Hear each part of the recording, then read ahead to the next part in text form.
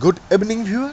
Welcome to our Glory Globe TV. It's a breaking news. Yeah, the Philippine Coast Guard on Saturday, July 27, said around 1.4 million liters of industrial fuel oil inside a sunken tanker have started to leak into Manila Bay. The empty Terra Nova sank due to bad weather of Manila early Thursday, killing one crew members and leaving the country to potentially deal with its worst oil spill.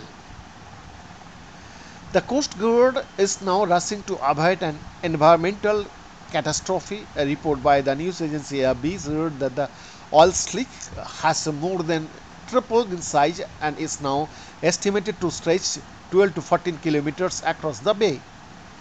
The spokesperson for the Philippine Coast Guard's Rear Admiral Armando Balilo said on Saturday that divers inspected the hull of the vessel and saw a minimal leak from the vessels and also two valves, adding that the leakage is not alarming yet.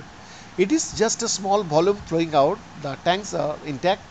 Balilo said he hoped that by Sunday, July 28, we will be able to start siphoning the oil from the motor tanker. The Coast Guard spokesperson also said that the ship that will carry the recovered oil is on its way to the area. Oil containment booms have been deployed for what Balilo earlier described as the worst case scenario of the cargo leaking out. Thousands of fishermen and tourism operators work in the Manila Bay. The spokesperson said that the Coast Guard also called for a suspension of fishing in the bay to prevent people from eating contaminated fish. The Coast Guard has warned that if the entire cargo leaked, it would lead to an environmental catastrophe. They had previously said that the oil leaking from the tanker appeared to be the diesel fuel used to power the vessel.